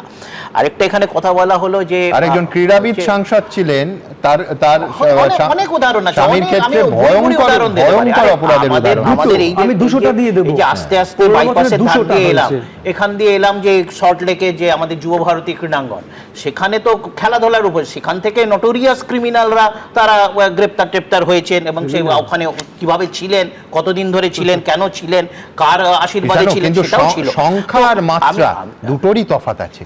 হতেই পারে, বললাম তো যে যা সেটা কার কি প্রেরোগেটিভ, কার কি এজেন্ডা, কে কোনটাকে তুলবে কোনটাকে চাপবে। আজকে লালু প্রসাদ যাদবের কথা সায়ন্তন একটু আগে বলছিল, তো আরেকজন মুখ্যমন্ত্রী, সেও কনভিক্টেড, সে কিন্তু অভিযুক্ত নয়, কনভিক্টেড, ওম প্রকাশ চৌটালা, তার সাথে ঘর করতে, সরকার গঠন করতে, অ্যালায়েন্স গভর্নমেন্ট করতে তাদের বিজেপির আপত্তি হয়নি। সুতরাং এইগুলো তো হয়। জয়ন্তদার কথা শুনছিলাম, 34 বছর, কৃষাণু 15 বছর, বিভিন্ন বিষয় নিয়ে হচ্ছে। আমি একটা অদ্ভুত উদাহরণ দেবো, জননী ইটভাটা কথাটা মনে আছে? জননী ইটভাটা মনে আছে তো? কি হয়েছিল? জননী ইটভাটা সিআইডি সেখান থেকে গ্রেফতার করা হয়েছিল, জননী ইটভাটা থেকে কয়েকজন অপরাধীকে গ্রেফতার করেছিল, যারা নন্দীগ্রাম অভিযানে গেছিল। সিপিএম এর নেতাদের কথায় তার প্রধান পান্ডা কে ছিল একজন সেলিম বলে একজন। কে সেলিম? মগরাহাটের ডাকাত, কুখ্যাত ডাকাত। সেই সেলিম 2013 সালে পঞ্চায়েত নির্বাচনে পঞ্চায়েত সমিতি মগরাহাট 2 তার সহসভাপতি হচ্ছে তৃণমূল কংগ্রেসের টিকিটে। আমি একটা কথা বলি, তৃণমূল কংগ্রেসের টিকিটে। শান্তনদা সব কথা আমি শুনছি, কিন্তু শান্তনদা আপনি কি মানছেন না এইভাবে নেতা মন্ত্রীদের ঘরে ঘরে ঢুকে রেড হয়েছে কি হয়নি? আপনি সেলিম ডাকাতকে বলছেন, কেউ আবার আরেকজনকে বলছেন, কিন্তু আপনি বলুন 34 বছরে কত হয়েছে, কতবার হয়েছে? যেটা বলবার চেষ্টা করছি, বোঝার চেষ্টা করো যে আগে ক্রিমিনালদের ব্যবহার করেছে, সেই সেলিম এখন নেতা হয়ে গেছে। আর এখন নেতারাই কি ক্রিমিনাল হয়ে গেছে? মানে কি বলতে চাইছেন? তার মানে আমার সমাজে তৃণমূল কংগ্রেস দুর্বৃত্তদের নেতা বানিয়ে দিয়েছে। সমাজ আমি আরেকটা পয়েন্ট বলতে চাইছি, আমি আরেকটা পয়েন্ট বলতে চাইছি। সিআইডি বুদ্ধবাবুর আমলে গ্রেপ্তার করলো, কিন্তু একজনের বিরুদ্ধে কনভিকশন অত বড় নন্দীগ্রাম, যেটা পশ্চিমবঙ্গের রাজনীতিতে একটা নতুন দিশা দিল, সত্তা চলে গেল সিপিএম পার্টির। সেই ডাকাতগুলো এখন কনভিকশন রেড করেছিল এই জননী ইটভাটায় সিআইডি, ফার্স্ট গ্রেপ্তার হয়েছিল, পরে সিবিআই আসে। প্রথম ওই সেলিমকে কিন্তু গ্রেপ্তার করে সিআইডি, কারণ যে অফিসারের নেতৃত্বে গ্রেপ্তার হয়েছিল তিনি আমার বাড়ির পাশে থাকেন, তিনি তখন IG2 ছিলেন সিআইডির। পরবর্তীকালে ওই কেস সিবিআই হাতে নেয়, কিন্তু পরবর্তী জায়গায় যারা এই ধরনের ওই নন্দীগ্রামে পুলিশ অফিসাররা অভিযুক্ত ছিলেন, তারা উল্টো প্রমোশন পেয়েছেন। বেশ, আচ্ছা আমি জাস্ট একটা অ্যাড করি, এগুলো তো আমরা পাস্টের হিস্ট্রি শুনলাম। বর্তমানে সিএজি বলছে কেন্দ্রের মন্ত্রকে 50-60 হাজার কোটি টাকা নাকি খুঁজে পাওয়া যাচ্ছে না, তার কোনো অ্যাকাউন্টসে কোনো রিফ্লেকশন হচ্ছে না, সিএজি রিপোর্ট বলছে। তারও তো তদন্তের দরকার, সেটা নিয়ে তদন্ত ছেড়ে দাও, সেটা নিয়ে আমরা আলোচনা করছি না। মানে এইভাবে ন্যারেটিভের সাথে সাথে এইভাবে ইকোসিস্টেমটা তারা গড়েছে যে এটা আজকে আলোচনার বিষয় নয়, যে আজকে 2021-এ কেন্দ্রীয় আমি বলছি কৃষাণু, সিএজি রাজ্য সম্পর্কে যেগুলো বলে সেগুলো আলোচনায় আসবে। হ্যাঁ ঠিক বলেছে, সিএজি পশ্চিমবাংলায় যে মানে বাজেট অ্যালোকেট হয়, যে ব্যয় হয়, সিএজি বছরকে বছর তার স্ক্রুটিনি করতে পারেনি, এবং তার রিপোর্ট আবার বিধানসভায় পেশ হয়নি। এটাও আলোচনার মধ্যে আনা উচিত যে কিভাবে লুট হয় পশ্চিমবাংলায়। বেশ, এখান থেকে আমি আবার দিনের আজকের খবরে আসি, সেটা হচ্ছে ভবানীপুরে মমতা বন্দ্যোপাধ্যায় প্রার্থী পদের অন্যতম প্রস্তাবক মিরাজ শাহ, তার বাড়িতে আইটি রেড, এবং তৃণমূলের আরেক নেতা কুমার সাহার বাড়ি এবং অফিসেও। দেখুন, একদিকে রাসবিহারী কেন্দ্রের তৃণমূল প্রার্থী দেবাশিস কুমারের নানা ঠিকানায় তল্লাশি, অন্যদিকে ভবানীপুরে মমতা বন্দ্যোপাধ্যায়ের প্রার্থী পদের অন্যতম প্রস্তাবকের বাড়িতে আয়কর হানা। প্রথম দফায় বিধানসভা নির্বাচনের মুখে শুক্রবার দিনভর চলল ম্যারাথন তল্লাশি অভিযান। ভোর 6টা থেকে এই তল্লাশি অভিযান। এই গাড়ির ওপরে লেখা রয়েছে ইনকাম ট্যাক্স ডিপার্টমেন্ট। এই একটা গাড়ি, পেছনে আর একটা গাড়ি, সেখানেও কিন্তু ইনকাম ট্যাক্স ডিপার্টমেন্টের গাড়ি। এবং এই গেটের ভেতরে যিনি থাকেন তিনি ব্যবসায়ী এবং তিনি হচ্ছেন ভবানীপুর এডুকেশন সোসাইটির একজন ট্রাস্টি মেম্বার। মিরাজ শাহর বাড়িতে তো কেই মিরাজ শাহ? সূত্রের খবর, পেশায় chartered accountant Miraj Shah Bhawanipur education সোসাইটির ট্রাস্টি বোর্ডের সদস্য। ভবানীপুর এডুকেশন সোসাইটি কলেজ অর্থাৎ বিএসসির ভাইস চেয়ারম্যান এক্স অফিসিও। তবে সবচেয়ে গুরুত্বপূর্ণ বিষয় হলো তিনি ভবানীপুরে মমতা বন্দ্যোপাধ্যায়ের প্রার্থী পদের অন্যতম প্রস্তাবক। দেখেছেন আপনারা ইলেকশনের আগে ইডিটিটি করে, সিবিআই টিবিআই করে, তারপরে আজ পর্যন্ত কোনো কেস ফয়সালা করতে পারে না। নির্লজ্জ। সুপ্রিম কোর্ট ওদের বলেছিল তোতা পাখি। আমি পরিষ্কার আপনাদের বলছি, কোনো ভয় পাওয়ার কারণ নেই। এই প্রেক্ষাপটের সামনে এসেছে গত 11ই ফেব্রুয়ারি শুভেন্দু অধিকারীর এই পোস্ট, যেখানে অন্য একটি মামলার প্রসঙ্গ টেনে মিরাজ দিগ্বিজয় শাহর নাম করে এই পোস্ট করে তিনি লিখেছিলেন, যারা ক্ষমতার অলিন্দে ঘনিষ্ঠতার সুযোগ নিয়ে কোটি কোটি টাকার বেনামি সম্পদ গড়ে তোলেন এবং পরবর্তীতে আইনি মারপ্যাঁচকে ঢাল হিসেবে ব্যবহার করে আড়াল খোঁজেন, তাদের এই দিন শেষ হয়ে এসেছে। অবৈধ কাজ করলে রেড হবে। এদিনই তৃণমূল নেতা কুমার শাহর ফ্ল্যাট ও ব্যক্তিগত অফিসেও রেড করে ইনকাম ট্যাক্স দপ্তর। বেশ কিছু নথিপত্র কিন্তু ইতিমধ্যে বাজেয়াপ্ত করা হয়েছে। একটি আর্থিক প্রতারণা সংক্রান্ত বিষয়, যা দেবাশিস কুমার বা তার নির্বাচনী কার্যালয় যে জমি বিতর্কের কেন্দ্র করে আইটির যে রেড হচ্ছিল, যেটাকে নিয়ে ইতিমধ্যে ইডিও তদন্ত শুরু করেছে, তার সাথে এই কুমার সাহার অফিস এবং ফ্ল্যাটে যে সমস্ত নথি বাজেয়াপ্ত করা হয়েছে তার মধ্যে কোনো যোগসূত্র রয়েছে কিনা পুরোটা খতিয়ে দেখা হয়েছে।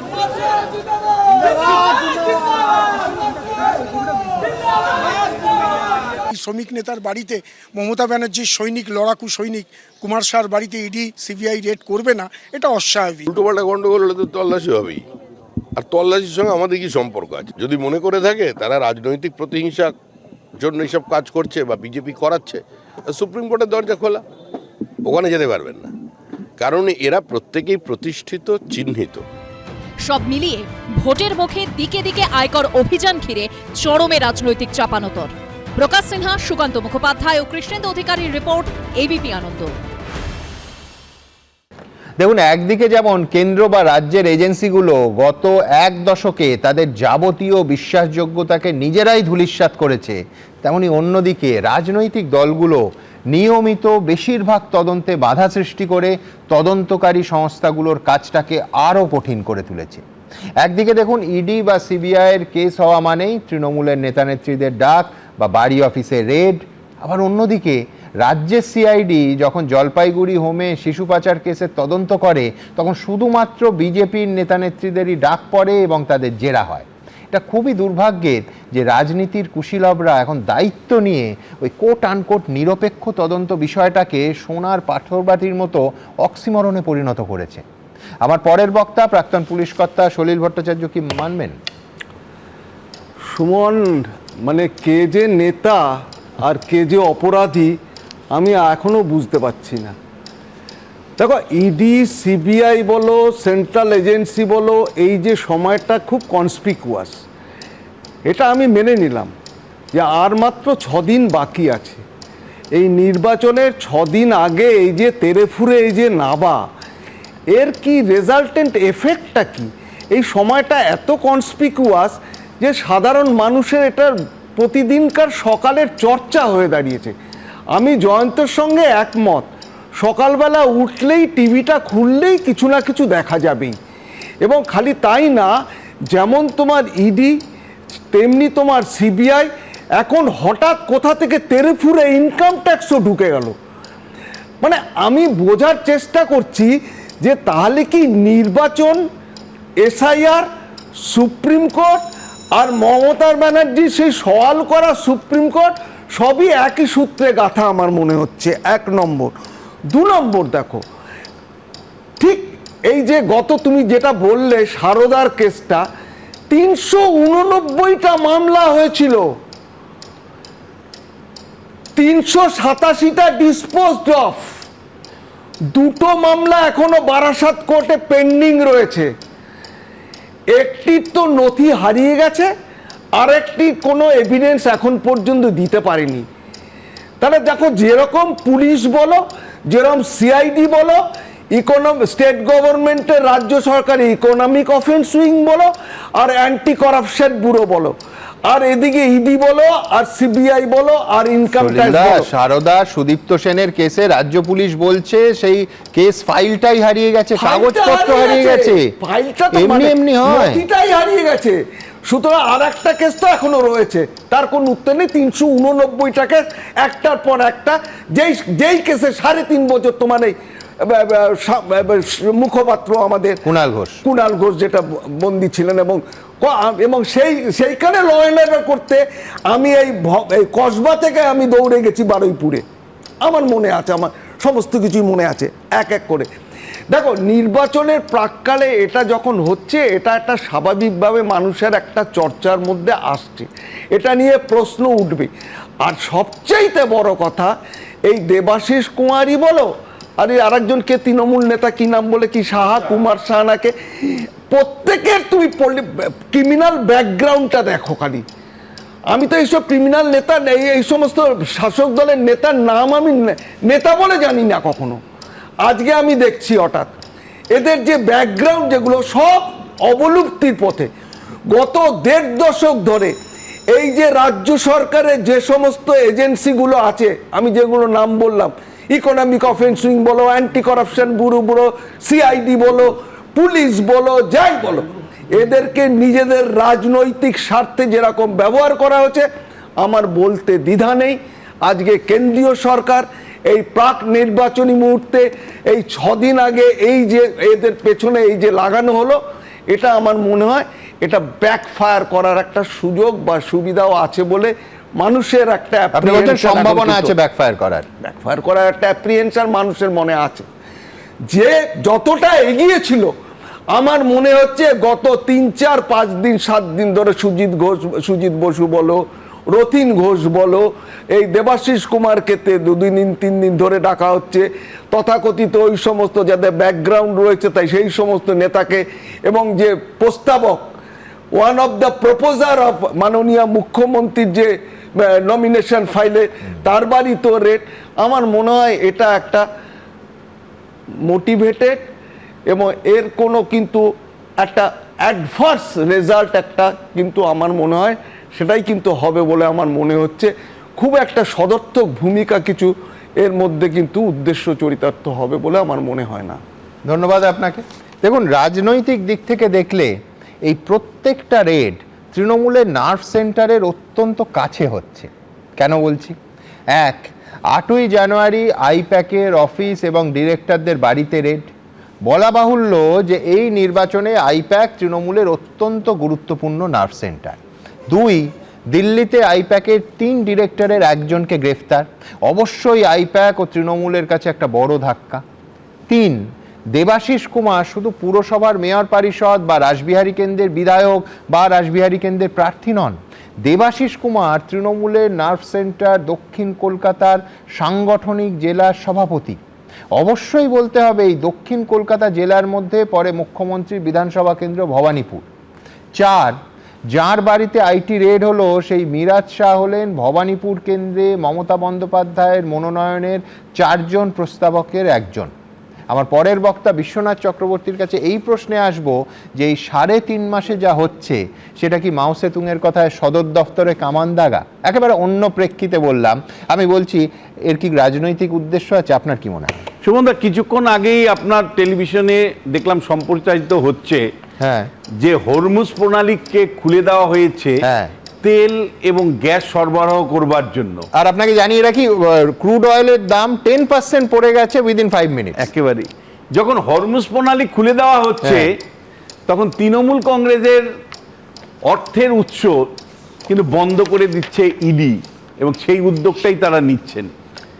খুব পরিষ্কার করে বলছি সুমনদা, আপনি লক্ষ্য করবেন যে সিবিআই কিন্তু ততটা তৎপর নয়, মূলত ইডি এবং ইনকাম ট্যাক্সের রেটগুলোই করা হচ্ছে, এবং সেই জায়গাতেই করা হচ্ছে যেখান থেকে তৃণমূল কংগ্রেসের আয়ের উৎস তারা মনে করছেন রয়েছে।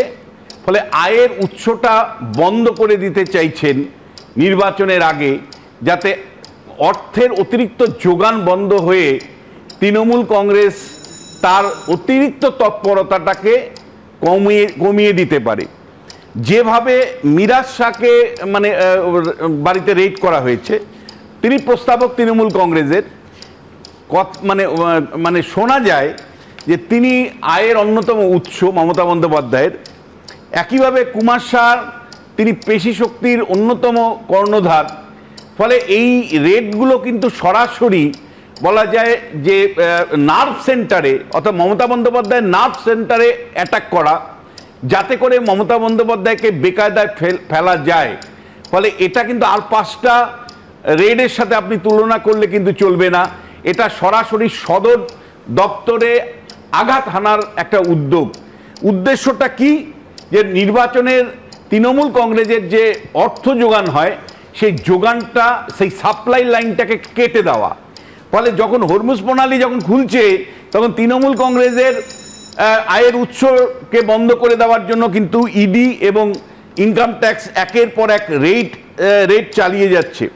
কিছুদিন আগে আপনি লক্ষ্য করলেন যে আইপ্যাকের ওয়ান অফ দ্য ইম্পর্টেন্ট কর্ণধার, তাকে দিল্লিতে অ্যারেস্ট করা হলো এবং তারপরে তার জেল হেফাজত হলো।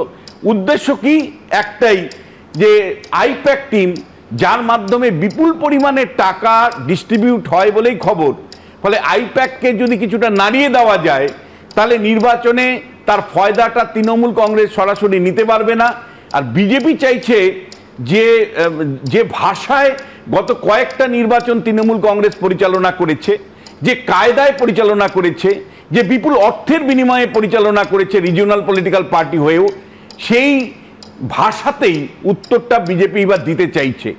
এই ভাষাটা তৃণমূল কংগ্রেসের ক্ষেত্রেও যেমন গণতান্ত্রিক ছিল না, বিজেপি যে লাইনে কাউন্টার করছে তৃণমূল কংগ্রেসকে, সেটাও যে খুব গণতান্ত্রিক একেবারেই আমি বলতে রাজি নই। কিন্তু এটা বাস্তব যে এই তৃণমূল কংগ্রেস ক্ষমতায় আসার পরে বিপুল পরিমাণে লোকাল আয়ের উৎস তৈরি করেছে। এক একটা নেতার বাড়ি ঘর, তাদের মানে আর্থিক সংগতি এমন জায়গায় নিয়ে চলে গেছে যে ধোয়া ছোঁয়ার বাইরে, এবং তারা যে বিপুল পরিমাণে টাকা নির্বাচনের সময় ব্যয় করে তাকে কাউন্টার করবার চেষ্টা করা হয়েছে, করতে চাইছে বিজেপি এই ইডিকে নামিয়ে দিয়ে, ইনকাম ট্যাক্সকে নামিয়ে দিয়ে, যাতে আয়ের উৎসটাকে যদি শুকিয়ে দিতে পারে তাহলে লড়াইটা লেভেল প্লেইং গ্রাউন্ডে তারা নিয়ে যেতে পারবে বলে মনে করছেন। দেখুন সুমনদা, আমরা এই প্রশাসনিক ব্যবহার নিয়ে আলোচনা করলাম।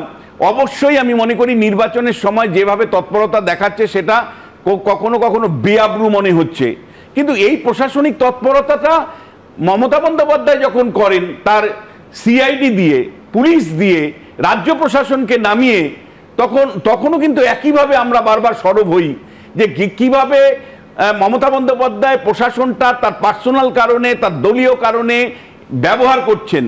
যখন ইডি হানা দিচ্ছে আইপ্যাকের অফিসে, তখন কি কারণে তার সঙ্গী হয়ে যাচ্ছেন ডাইরেক্টর জেনারেল অফ পুলিশ, কি কারণে সঙ্গী হয়ে যাচ্ছেন যে মুখ্য সচিব সমেত একের পর এক বড় বড় অফিসাররা।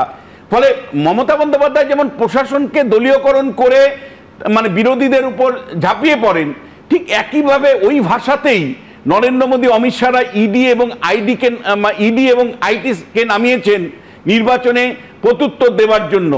দুটোই কিন্তু আমি আপনাকে বলছি, মমতা বন্দ্যোপাধ্যায়ের পলিটিসাইজেশন অফ অ্যাডমিনিস্ট্রেশনও যেমন গণতন্ত্রের পক্ষে সহায়ক নয়, ঠিক তেমনিভাবে এই মানে ভোটের আগে আলাদাভাবে তৎপরতা দেখানো, সারা বছর না দেখিয়ে, বিভিন্ন মামলাগুলো নিষ্পত্তি না করে এবং মাথা পর্যন্ত তদন্তকে না নিয়ে এখন নির্বাচনের সময় যখন তৎপর হচ্ছে এই ইডি বা সিবিআই বা কেন্দ্রীয় এজেন্সিগুলো, সেটা কিন্তু বড্ড বেমানান লাগছে। এবং একই সাথে বলছি যে নরেন্দ্র মোদী, অমিত শাহকে আমি একটা প্রশ্ন তুলতে চাই, সেটা হলো যে আপনারা এমন হচ্ছে না তো যে মানে গাছের মানে আগাতে জল দিচ্ছেন, গোড়াটা শুকিয়ে যাচ্ছে? কারণ আজ গত দুদিন ধরে যে পোস্টাল ব্যালটের ভোট হচ্ছে, সেই পোস্টাল ব্যালটের ভোটে তৃণমূল কংগ্রেস কার্যত নিয়ন্ত্রণ নিয়েছে, এবং যেভাবে বহু সংখ্যক সরকারি কর্মচারী ভোট দিতে পারেননি, এবং যেভাবে ইলেকশন কমিশন কার্যত মানে জেলা প্রশাসনের কাছে কম্প্রোমাইজ করে অব্যবস্থা তৈরি করে রেখেছে, বহু ভোট কর্মী যারা আমাদের ভোট নিবে তারা ভোট দিতে পারছে না, তা নিয়ে কেন বিজেপি সরব নয়? তা নিয়ে কেন শুভেন্দু অধিকারী কেন মানে সিও দপ্তরটাকে ঘেরাও করে রাখছে না, কেন জেলার অফিসগুলো ঘেরাও করে রাখছে না? এখানে সায়ন্তন বসু আছে। আমি প্রশ্ন তুলতে চাই যে দল পরিবর্তনের গল্প শোনায়, সে দল, যে সরকারি কর্মীরা ভোট নেবে আমাদের, তারা নিজেরা ভোট দিতে পারছে না, জেলার পর জেলা ভোট লুট হয়ে যাচ্ছে। কোথায় সে কি বিজেপির দল যারা স্বপ্ন দেখাচ্ছে যে আমরা পরিবর্তন আনবো? ফলে বহু ক্ষেত্রেই আমি মনে করি উপরিস্তরের রাজনীতি করছে, ভেতরের রাজনীতি তাদের কোনো সামনে। গত দুদিন ধরে জেলাতে বিজেপি কর্মীরা, নেতারা, জেলা স্তরের প্রার্থীরা এটা নিয়ে আন্দোলন করছেন। যে সত্যিকারের ঘটনা, যেটা বিশ্বনাথ দা বলেছেন, পোস্টাল ব্যালট সেখানে তৃণমূলের নিয়ন্ত্রণ মানে না, এক প্রকার লুট হয়েছে। এমনকি পোস্টাল ব্যালট অরক্ষিত অবস্থায় পড়ে থেকেছে, সেখানে কোনো নির্বাচন কমিশনের কোনো অধিকার। সেটাই তো প্রশ্ন, যে পোস্টাল ব্যালটের যদি লুট না আটকানো যায়, নির্বাচন কমিশন কি করছে? আমাদের প্রার্থীরা কমপ্লেন করেছেন, কিন্তু নির্বাচন কমিশন ফেল করেছে। আমি একটা কথা বিশ্বনাথদার কন্ট্রাডিক্ট করছি, যে সবকিছু আপনি ইডি আর আমাদের ইনকাম ট্যাক্সকে রাজনীতির সঙ্গে জুড়ে দিচ্ছেন। আজকে ভারতবর্ষে একটা খুব বড় গ্রেপ্তারি হয়েছে, তার সঙ্গে রাজনীতির কোনো সম্পর্ক নেই। ইডি গ্রেপ্তার করেছে অমিতাভ ঝুনঝুনওয়ালাকে। অমিতাভ ঝুনঝুনওয়ালা হচ্ছেন রিলায়েন্সের একজন সবথেকে বড় স্তম্ভের মধ্যে একজন। তার সঙ্গে তো এই পশ্চিমবঙ্গের নির্বাচনের কোনো সম্পর্ক নেই। যেমন আইপ্যাকের যে কর্ণধারকে গ্রেপ্তার করা হয়েছিল, সে তৃণমূলের নাকি মণিপুরের কাজ দেখতো, তার সঙ্গে পশ্চিমবঙ্গের নির্বাচনের কোনো সম্পর্ক নেই। আমি বলছি সুমন দা, আমি অবাক হয়ে যাই যে নরেন্দ্র মোদী এত সময় ব্যয় করে পশ্চিমবাংলায়, যে অমিত শাহ এত সময় ব্যয় করে, যারা এসআইআর নিয়ে প্রায় গলা ফাটিয়ে দিল, সেই রাজনৈতিক দল না সেন্ট্রাল লেভেলে, না রাজ্য স্তরে, না অমিতাভ চক্রবর্তীর মতন যারা অর্গানাইজেশন সেক্রেটারি আছে, গত দুদিন ধরে ব্যালট পেপার লুট হচ্ছে। মানে যারা ভোট কর্মী, যারা আমাদের ভোট নেবে, আপনার আমার ভোট নেবে, তারা ভোট দিতে পারছে না। তাদের অব্যবস্থা, একটা ঘরের মধ্যে দিয়ে 5টা জেলা রেখে দিয়েছে, লাইন দিয়ে, মানে 10টার সময় খোলার কথা বুথ, সেটা 1টার সময় গিয়ে খুলছে। মানে ভোট দিতে পারছে না। একদম আমি বলছি আমার আপনার পরের বিচার হওয়া উচিত। আমার আপনার পরের টাকায় 2.5 লক্ষ সেন্ট্রাল ফোর্স কি করছে? শুধু তাই নয়, বিশ্বনাথ দত্তের আক্ষেপ, এখন তো নির্বাচন কমিশন, আমরা তো নিয়ন্ত্রণ করছি না। যাদের বিরুদ্ধে অভিযোগ ছিল তাদেরকে তো ভিন রাজ্যতে পাঠিয়ে দেওয়া হয়েছে। এসপি, ডিএম কেউ নেই এখন, এমনকি চিফ সেক্রেটারি, হোম সেক্রেটারি সব তারা নিয়ন্ত্রণ করছেন। এরপরে সাধারণ ভোটার, সাধারণ অন্ধ একজন ভোটার তার বাড়িতে ভোট নিতে গেছে, তাকে মৃত্যুবরণ করতে হয়েছে রায়গঞ্জে। এবং আমি বলি, এই যে ইডি, সিবিআই, আচ্ছা যেই দিন আইপ্যাকের অফিসে প্রথম হানা দেওয়া হয়েছিল এবং ইডি বলল তারা কিছু বাজেয়াপ্ত করেনি, তাহলে কেন গেছিল? 1.5 ঘন্টা কেন ছিল? নেত্রী যাওয়ার আগে 1.5 ঘন্টাতে কি বাজেয়াপ্ত করলো? সেই দিন যদি তারা তালিকাটা পেয়ে যেতেন, তাহলে আমাদের নন্দীগ্রামের প্রার্থী যিনি আছেন না, পবিত্র কর, উনি এতদিনে ইডির হেফাজতে থাকতেন। এবং বলে রাখি, তা সত্ত্বেও নন্দীগ্রামে পঞ্চায়েতের সময়ে কোন এক ঘটনাকে কেন্দ্র করে আবার এনআইএ সরব হয়েছে, তার দরুন আমাদের অনেক লোকজনকে নোটিস করা হয়েছে। পোস্টাল ব্যালটে ভোট ঠিক মতন হচ্ছে না, বহু লোক ভোট না দিয়ে চলে যাচ্ছে বাড়িতে, বহু লোক পোস্টাল ব্যালট পাচ্ছে না। আপনি আমায় বলুন, মমতা বন্দ্যোপাধ্যায় কেন কথা বলছে না? যে মমতা বন্দ্যোপাধ্যায় সামান্যতম পান থেকে চুল খসলেই কথা বলে, কেন বলছে না? তার কারণ এই এন্টার সাজানোটা মমতা বন্দ্যোপাধ্যায় তার কর্মী দিয়ে সাজিয়েছে, ভোটটা তৃণমূল কংগ্রেস করছে। আমি সরাসরি বলছি, উনি বিরোধিতা করেছেন।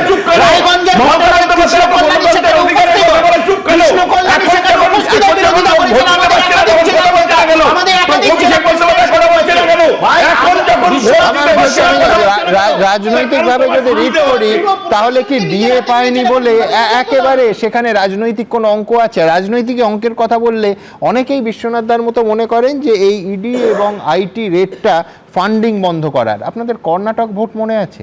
ভাবুন তো, ডিকে শিবকুমার, তার বাড়িতে যখন একই সঙ্গে ইডি এবং আইটি রেড করা হয়েছিল, সবাই বলেছিলেন যে কংগ্রেসের ফান্ডিংটা বন্ধ করার জন্য, কার্যত জোরালো অর্থনৈতিক ধাক্কা দেওয়ার জন্য এই রেডটা হয়েছে। অবশ্য কর্ণাটকের ভোটে এখানে স্বস্তি পেতে পারে কৃষাণু, কর্ণাটকের ভোটে বিপুলভাবে জয়যুক্ত হয় কংগ্রেস। কিন্তু এই কথা আমি আসবো, তার আগে দ্রুত একবার আপনাদের দেখাবো যে এই বিতর্কটা নিয়ে, যে বারবার কখনো এনআইএ, কখনো সিবিআই, কখনো ইডি এ রাজ্যের তদন্তের ভার পেয়েছে এবং আদালতের নির্দেশে পেয়েছে, হয় হাইকোর্ট নয় সুপ্রিম কোর্ট। কিন্তু তা সত্ত্বেও ভোট এলে নড়াচড়া হয় ঠিকই, কিন্তু ফাইনাল চার্জশিট বা ওই যে বললাম লজিক্যাল কনক্লুশন কোথাও পাওয়া যায় না। কেন? এই প্রশ্ন অবশ্যই তুলব, এবং কেন এতদিন সময় লাগছে সেটাও রাজনৈতিক জল্পনার বাইরে যেতে পারে না। দেখুন, বিধানসভা ভোট শুরুর মাত্র 6 দিন আগে কলকাতায় আয়কর দপ্তর এবং এনফোর্সমেন্ট ডিরেক্টরেটের সাঁড়াশি অভিযান জানিয়ে প্রত্যাশিতভাবে তুঙ্গে উঠেছে রাজনৈতিক তরজা। চুরি যখন হয় তখন তো তদন্ত হবেই, চুরি যতক্ষণ না বন্ধ হবে ইডিও বন্ধ হবে না। যত বেশি রেড জবাবে তত বেশি আসন, যত বেশি তল্লাশি বাংলার মানুষের তত বেশি জবাবি ভোট তৃণমূলের প্রতি।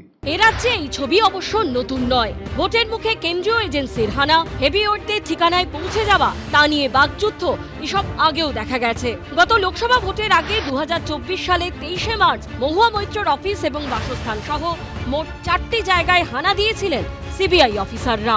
তার মাত্র কয়েক মাস আগে জানুয়ারি মাসে রেশন দুর্নীতির তদন্তে তৃণমূল নেতা এবং বনগাঁ পুরসভার প্রাক্তন চেয়ারম্যান শঙ্কর আঢ্যর বাড়ি, শ্বশুর বাড়ি সহ একাধিক ঠিকানায় পৌঁছে যায় এনফোর্সমেন্ট ডিরেক্টরেট।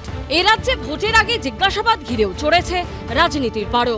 2023 সালের 20শে মে পঞ্চায়েত ভোটের আগে নিয়োগ দুর্নীতির মামলায় অভিষেক বন্দ্যোপাধ্যায়কে প্রায় 10 ঘন্টা জিজ্ঞাসাবাদ করেছিল সিবিআই। আবার 21-এর বিধানসভা ভোটের কয়েক মাস আগে 2021-এর 23শে ফেব্রুয়ারি কয়লাকাণ্ডের তদন্তে অভিষেক বন্দ্যোপাধ্যায়ের বাড়িতে গিয়ে তার স্ত্রী রুজিরাকে জিজ্ঞাসাবাদ করেছিলেন অফিসাররা। শুধু কেন্দ্রীয় এজেন্সি নয়, ভোটের মুখে এ রাজ্যের পুলিশের অভিযান নিয়েও বিতর্ক বেঁধেছে। 2024 সালের 22শে মে এ রাজ্যে ষষ্ঠ দফার লোকসভা ভোটের 3 দিন আগে একাধিক বিজেপি নেতার বাড়িতে হানা দেয় পুলিশ, যার মধ্যে ছিল শুভেন্দু অধিকারীর ভাড়া বাড়ি থেকে ঘাটালের বিজেপি প্রার্থী হিরণের আত্মসহায়কের বাড়ি। অনেকে বলছেন প্রতিবারই ভোটের মুখে এসব তল্লাশি অভিযান বা জিজ্ঞাসাবাদ নিয়ে বিতর্কের ঝড় ওঠে। সেই বাকযুদ্ধের আঁচে ভোট পেরিয়ে যায়, তারপর কি হয়? আমরা তো চাই চোরটা দুর্নীতিবাজ যেগুলো আছে ধরা পড়ুক, কিন্তু এখানে তল্লাশি হয়, তারপরে কি হয় আমরা কেউ জানি না। যেদিন তারা ইনপুট পাবে, যেদিন তারা বুঝবে কখন গেলে কি পাওয়া যাবে, সেদিন যাবে তদন্তের স্বার্থে। এর সঙ্গে ভোটের কোনো সম্পর্কই নেই। সব মিলিয়ে তরজা আছে, কিন্তু তদন্তের শেষ কবে সেটাই আসল প্রশ্ন। কৃষ্ণেন্দু অধিকারী, বিটন চক্রবর্তী ও রাজীব চৌধুরীর রিপোর্ট, এবিপি আনন্দ। দেখুন, বছরখানেক আগে বিজেপির একটা বৈঠকে কেন্দ্রীয় নেতৃত্বকে এই প্রশ্নের মুখোমুখি হতে হয়েছিল যে কেন কেন্দ্রীয় এজেন্সি তৃণমূলের শীর্ষ নেতৃত্বের বিরুদ্ধে চলা মামলাগুলোতে কঠোর অ্যাকশন নিচ্ছে না। তখন বিজেপির এক শীর্ষ নেতা রাজ্য নেতাদের এই প্রশ্নের উত্তরে বলেছিলেন, এজেন্সিগুলোর বুঝে শুনে পদক্ষেপ করা উচিত, কারণ তারা চান না যে মমতা বন্দ্যোপাধ্যায় ভোটের সময় ভিকটিম কার্ড খেলার সুযোগ পেয়ে যান। আমার পরের প্রশ্ন, বিধানসভা ভোটের একেবারে মুখে 6 দিন আগে দাঁড়িয়ে তাহলে কি বিজেপি জেনে শুনেই এই ঝুঁকিটা নিচ্ছে? এখনও তো তৃণমূল ভিকটিম কার্ড খেলতে পারে এবং খেলছেও, তাহলে এই শেষ বেলায় এই পদক্ষেপ কেন? এটা কি তৃণমূল নেতা ও কর্মীদের বাড়তি একটা চাপে ফেলার জন্য? আমার পরের বক্তা অধ্যাপক শুভময় মৈত্রের কাছে আমার এটাই প্রশ্ন থাকবে যে রাজনৈতিকভাবে এতে বিজেপির লাভ হবে না আখেরে লোকসান হবে? শুভময় দা। শুনবু, এই এত গভীর প্রশ্নের উত্তর আমার পক্ষে দেয়া সত্যিই শক্ত। তবে একটা পার্থক্য আছে, মানে আপনি 33 বছরের কথা বলছিলেন না, ওই যে ছেলেবেলায় এক বষ্টমী তার আগমনী গান হঠাৎ থামিয়ে বলেছিল শুক্লা দ্বাদশীর দিন অন্তরাটুকু শুনিয়ে যাবে, তারপর কত চন্দ্রভুক অমাবস্যা চলে গেল কিন্তু সে বষ্টমী আর এলো না। 25 বছর প্রতীক্ষায় আছি। দেখুন, সিবিআই ইডি কিন্তু নিয়মিত আসে, ফলে তাদের সম্বন্ধে অভিযোগ করা যাবে না যে বষ্টমী এসে আর একটুও শুনিয়ে যায়নি। তারা নিয়মিত আসেন, এবং এই যে নিয়মিত আসেন এবং এই জায়গায় যে কাউন্টার ন্যারেটিভটা আসছে সেটা হচ্ছে এসে তৃণমূলের হাতে অস্ত্র দিয়ে যান কিনা। অর্থাৎ নির্বাচনের আগে তৃণমূলের যদি ঠিক উজ্জীবিত হওয়াটা কিছুটা বাকি থেকে যায়, সেই উজ্জীবিত হওয়া, এবং যেটা আমরা দেখলাম যে দেবাশিসবাবু বললেন একটু আগেই আপনাদের লাইভ যে ইয়েতে, যে উনি ভালো কথা বলতে পারেন না, বেশি কথা বলেন না, কি সুন্দর বললেন, বলার সুযোগটা পেলেন যে কাগজটা দেখাও। অর্থাৎ তৃণমূল কংগ্রেস এর থেকে কেন সুবিধে নেবে না? রাজনীতিতে তো সবাই সুবিধে নেয় এবং সুযোগ বুঝে সুবিধে নেয়, যে মানে no advertisement is bad advertisement. অর্থাৎ একটা সুযোগ পেলে সেটা নিজের দিকে টেনে আনা। এবং তৃণমূল কংগ্রেস তো আইপ্যাকের সঙ্গে কথা বলে করে, হয়তো এই ঘটনাগুলো যখন ঘটছে তারা ব্যাক এন্ডে বসে ডেটা কালেক্ট করছেন এবং জানাচ্ছেন যে এক্স্যাক্টলি কী কী করতে হবে।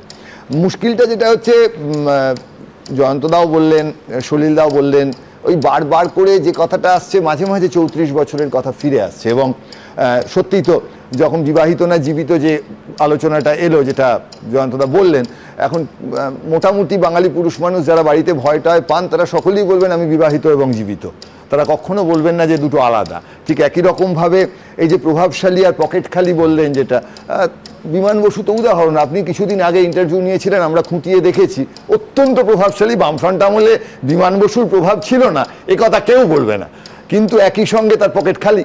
ফলে আজকের দিনের রাজনীতির সঙ্গে 34 বছরের রাজনীতির একটা তুলনা কিন্তু বারবার করে আসবে, এবং সেই জায়গায় প্রশ্ন উঠবে, যেটা বারবার তথ্য দিয়ে যে প্রশ্ন আসছে, যে প্রশ্ন পারসেপশন দিয়ে আসছে, যে সত্যি কি সিপিএম কংগ্রেসের সময় ব্যাপারটা এতটা খারাপ ছিল আজকে তৃণমূল বিজেপির সময় যেটা হয়েছে।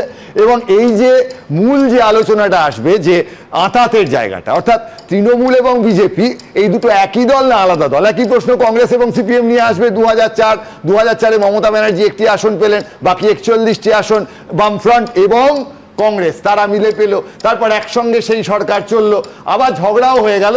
2008-এর ওই সময় আলাদা হয়ে গেলেন, মোটামুটি কংগ্রেসের নেতৃত্বেই কিন্তু সেই সময় পশ্চিমবঙ্গে বামফ্রন্ট সরকার হারলো 2008-এর পঞ্চায়েত নির্বাচন থেকে।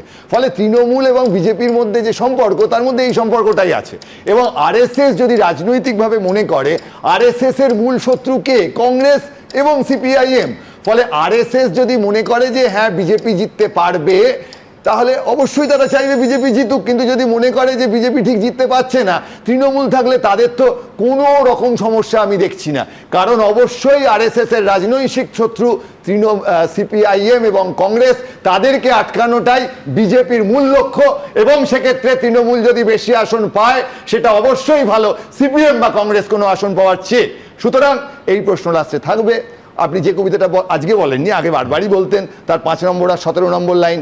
5 নম্বর লাইনে নারদ নারদ কবিতায় কি ছিল, ক্যানরে ব্যাটা স্টুপিড ঠেঙিয়ে তোরে করবো ঠিক, আর 17 নম্বর লাইনে ছিল শেক হ্যান্ড আর দাদা বল, সব সোদবোধ ঘরে চল। আমার মনে হয় তৃণমূল বিজেপি অবশ্যই এই নির্বাচনে এই স্ট্র্যাটেজিতেই খেলবে, যাতে 294-এর মধ্যে 294 তৃণমূল যোগ বিজেপি পায়। কিন্তু কংগ্রেস পাবেই এই নির্বাচনে, কংগ্রেস আজকের দিনটা পড়াশোনা করে আসতে পারতেন। একটু আগে পার্লামেন্টে ভোটিং হয়েছে, বোধহয় 1 ঘন্টা আগে পার্লামেন্টে ভোটিং হয়েছে। আমি যখন আপনার সঙ্গে ফোনে কথা বলছিলাম ঠিক সে সময় বোধহয় ভোটিং প্রসেস হচ্ছিল। তাতে তৃণমূল, কংগ্রেস এবং সিপিএম এর তো একজন এমপি বোধহয়, সবাই একসঙ্গে বিজেপির যে মহিলা সংরক্ষণের বিল তার বিরুদ্ধে ভোট দিয়েছে এবং সংবিধান সংশোধনী বিলটাকে আটকেছে। তার আগে কালকে তারা মিটিং করেছে। এগুলো যদি একটু শুভময়দা পড়াশোনা করে আসেন, যেটা সুবিধা হতো আপনার বলতে। আমি বলিনি না, এই যে বিজেপি সিপিএম তৃণমূলকে একসঙ্গে রোজ দেখাচ্ছেন, এগুলো লেটেস্ট খবর, এগুলো রাখতে হবে যে কারা কারা কোথায় মিটিং করছে, একসঙ্গে ভোটিং করছে।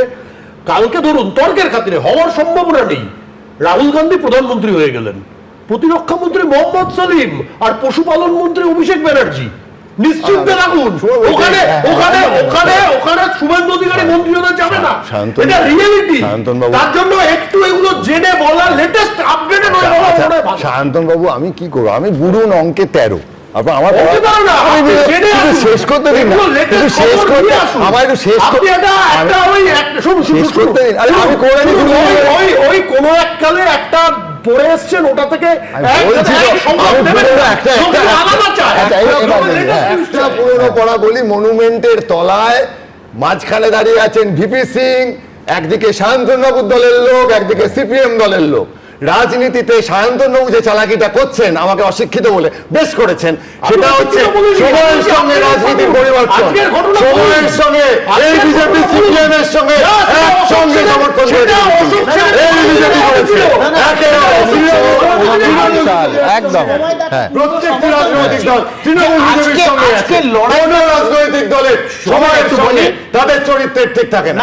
রাজনৈতিক দল তারা দল বদলায়, সাধারণ মানুষকে বোকা বানানো যাবে না। বিজেপি সিপিএম এর সঙ্গে এক হয়েছে, আজকে অস্বীকার করছেন শান্তন বাবু।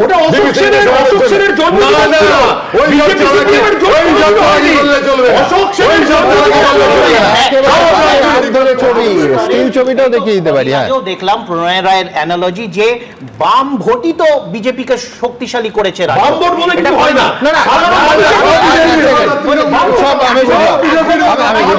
শান্তনু, কিন্তু আমি বলছি ভোট ব্যাংক বলে আদৌ কিছু হয়?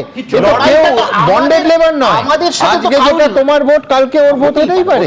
কিন্তু আমরা তো এইভাবেই দেখতে শিখেছি ইলেকশনকে, এইভাবে বিশ্বনাথ দ্বারা এটাই জিনিস করে, কোন ভোটটা কোথায় যাচ্ছে কি হচ্ছে। আমি বলে রাখি, কিষাণু বাম ভোট সরেছিল বলেই তো 11-এ তৃণমূল ক্ষমতায় এসেছিল 2011-এ। তৃণমূল কংগ্রেস নিয়ে প্রশ্ন নেই, দ্বিতীয় কে হবে তাই রেষারেষি, তাই সিপিএম আর বিজেপির মধ্যে এই হানাহানি। তো এই জন্য ওর রেগে যাওয়াটা খুব স্বাভাবিক। মালদা মুর্শিদাবাদে হতে পারে, কিন্তু আমি বলছি একটা প্রশ্ন কিষাণুবাবু, আপনি অবশ্যই তৃণমূল প্রথম হওয়া আপনি চাইবেন, দ্বিতীয় হওয়া বিজেপি হলেই তো আপনার বেশি সুবিধে, তাই না?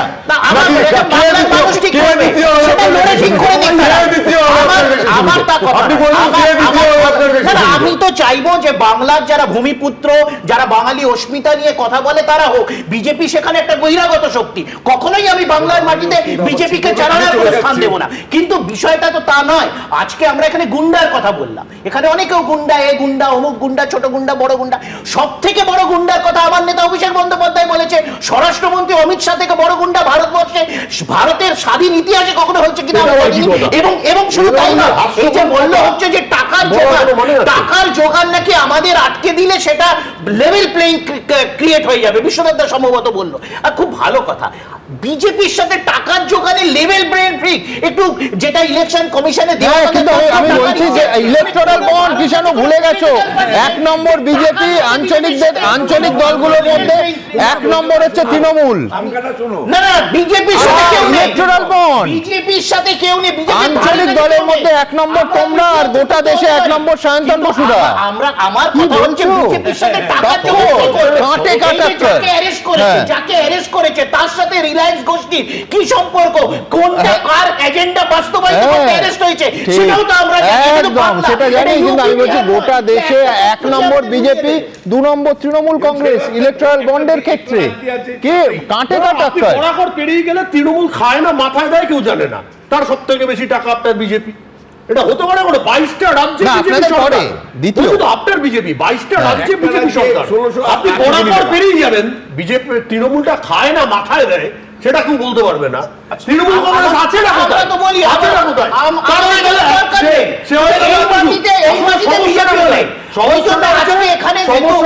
সুমনদা বলল যে কার বাড়িতে 50 কোটি টাকা বাজেয়াপ্ত হয়েছে। আমি দেখি আজকে যদি 350 কোটি টাকা সেটা হচ্ছে বলুন না, প্রফুল্ল প্যাটেলের 1000 কোটি টাকার সম্পত্তি বিজেপিতে যাওয়ার পর ছেড়ে দিয়েছে।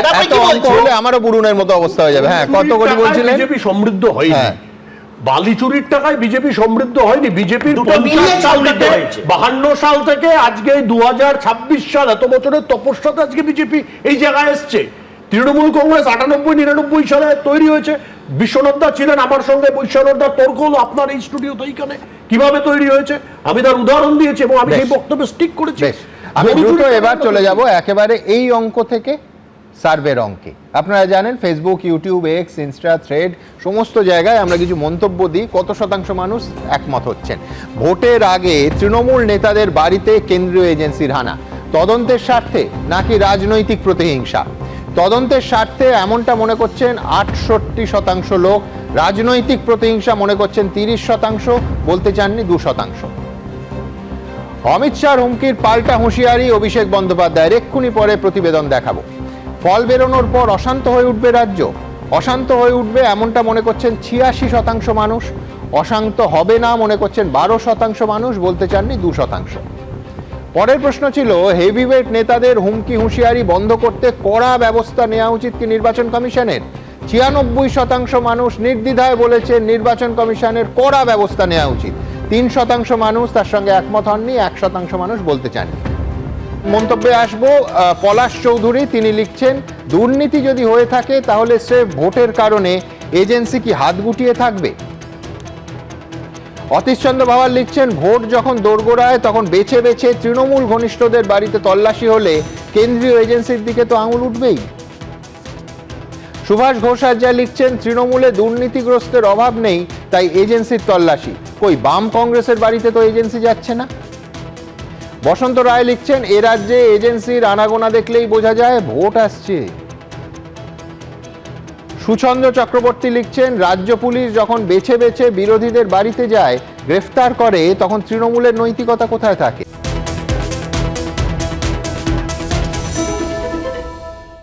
এবিপি আনন্দ, এগিয়ে থাকে, এগিয়ে রাখে।